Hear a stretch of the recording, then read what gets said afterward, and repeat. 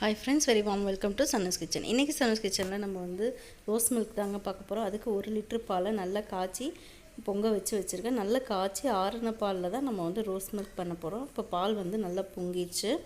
இப்போ பொங்கினதுக்கப்புறமா நம்மளுக்கு பால் வந்து நல்லா பொங்கிடுச்சு.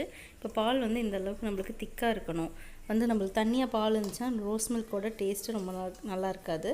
இப்போ பால் நல்லா வந்து காஞ்சிச்சு. இப்போ இதை ஆற வச்சுருவோம். இங்கே நான் வந்து ரோஸ் மில்க்கு பவுடர் எடுத்து வச்சுருக்கேன். இது வந்து சர்க்கரை தேவையான அளவுக்கு எடுத்து வச்சுருக்கேன். இப்போது இந்த பால் வந்து நல்லா ஆறிடுச்சு. இப்போ இதை வந்து நம்ம வந்து மிக்ஸ் பண்ணிக்கலாம். இப்போ வந்து இங்கே ஒரு மிக்ஸி ஜாரில் தேவையான அளவுக்கு சுகர் ஆட் பண்ணிக்கோங்க. நீங்கள் எவ்வளோ சர்க்கரை சாப்பிட்றீங்களோ அந்த அளவுக்கு சுகர் ஆட் பண்ணிக்கோங்க. அதுக்கப்புறமா ரோஸ் மில்க் பவுடர், எசன்ஸ் இருந்தாலும் ஆட் பண்ணிக்கலாம். இது நாட்டு மருந்து கடையில் வாங்கினேன் நான்.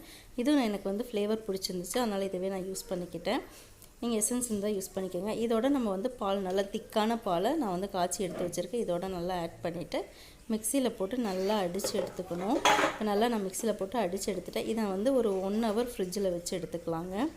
ஃப்ரிட்ஜில் வச்சு எடுத்ததுக்கப்புறமா பார்த்திங்கன்னா ரோஸ் மில்க் நம்மளுக்கு ரெடி ஆகிடுச்சு. இந்த வெயில் காலத்தில் இந்த மாதிரி வீட்டில் நல்லா ஒரு ரோஸ் மில்க் செஞ்சு சாப்பிடுங்க. இந்த வீடியோ உங்களுக்கு பிடிச்சிருந்துச்சுன்னா கண்டிப்பாக லைக் பண்ணி, ஷேர் பண்ணி, சப்ஸ்கிரைப் பண்ணுங்கள். மறக்காமல் பக்கத்தில் இருக்க பெல் பட்டனையும் கிளிக் பண்ணி விட்டுருங்க. திருப்பி ஒரு நல்ல வீடியோவில் உங்களுக்கு மீட் பண்ணுறோம்.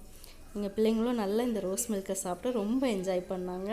நான் வந்து கடையில் வாங்கி கொடுக்காம வீட்டிலே நல்லா ஹெல்த்தியாக சூப்பராக செஞ்சு கொடுத்துருக்கேன். நீங்களும் இதை கண்டிப்பாக வீட்டில் ட்ரை பண்ணி பாருங்கள். Thank you so much friends. மீண்டும்